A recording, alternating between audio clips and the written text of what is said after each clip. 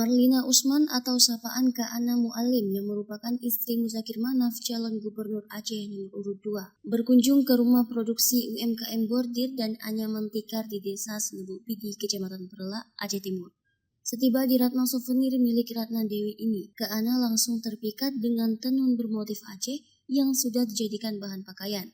Tanpa ragu, ia memesan 2 pasang kain tersebut. Dirinya juga mengungkapkan kagum terhadap produk-produk UMKM ini.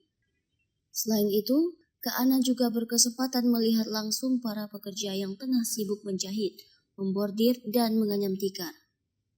Ia juga berkomitmen untuk membantu mempromosikan produk UMKM tersebut ke seluruh pelosok negeri, agar produk lokal ini semakin dikenal dan memiliki pasar yang lebih luas.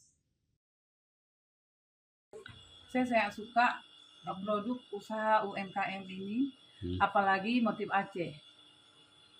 Saya akan support produk usaha UMKM ke depan lebih baik lagi. Sementara itu, owner Ratna Souvenir sangat berharap produknya mendapatkan dukungan dari berbagai pihak, serta binaan guna produksinya lebih murah dan dapat dijangkau oleh masyarakat luas, khususnya oleh warga Aceh Timur.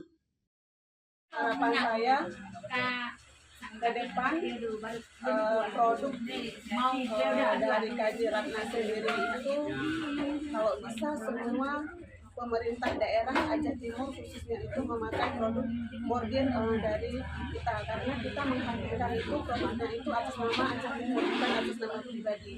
Yang kita hadirkan itu atas nama Benang 5. Jadi saya berharap dari pemerintah daerah, kalaupun di bordir itu mahal, kita berharap ada pembinaan untuk ekoprint atau batik mungkin yang simple, jadi harganya bisa menjangkau semua masyarakat. Dari Aceh Timur, Rohmi Putra melaporkan untuk Puja TV.